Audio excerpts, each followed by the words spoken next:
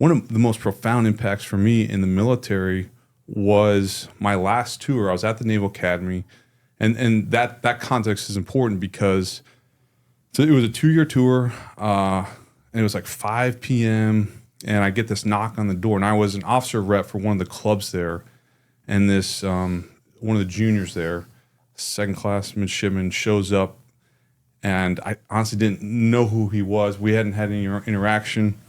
He just felt comfortable enough to say, hey, can you talk? I said, sure. He's like, hey, introduces himself, and then very quickly shares, I got my girlfriend pregnant. She's also a midshipman. That's important because at the Naval Academy, you cannot have any dependents. So now you're focused on, there's a choice there, like you can either leave school, so she's also a junior at this time, or you can have an abortion. Because the academy up until 1976 was all guys.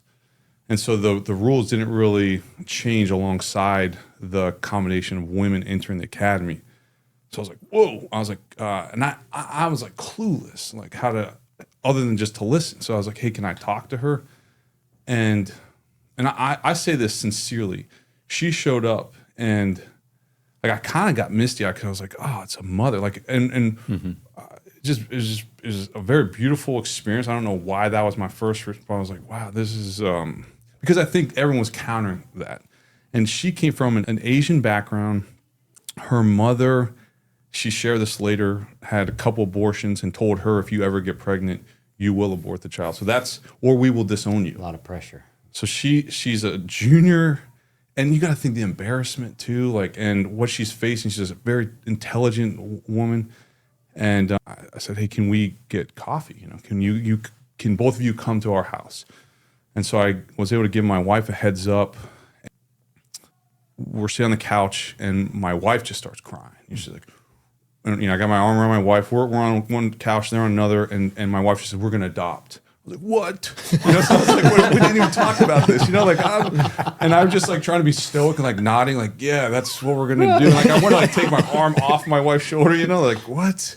Because we had like 2 little ones at the time. I was like, this life's already crazy, you know, like, and so then what happens is her parents do disown her. She's because he's advocating, like, you got to have the baby. He doesn't have like a strong faith at that, but he knows that that's, to your point, he's going to step up. Like, we got to you can't abort the kid. To his credit, like, he led through that whole thing and just an awesome guy. So now she has to leave because of the rules of the academy. So my wife, key player in all of this, she gets the Dominicans involved, which I don't think we do enough of as laity, is like involve the religious orders. Yeah. So she gets the Dominicans going. They're like, they're just nonstop praying for this lady. And she goes to Planned Parenthood 3 times. She admits that 3 times. And each time she's like, I just felt unsettled. She said, okay, I want to have the baby, but I don't have a place to live. Mara's like, you can live with us. And what ended up happening, what saved the whole day there, kind of a silver line, was COVID ends up coming online. So she was able to take classes remotely. They took turns, basically.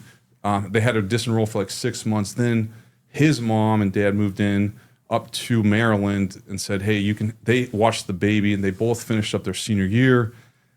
They both became Marine officers. They both got married. They now have their second kid on the way. Yeah. Like, it all worked out.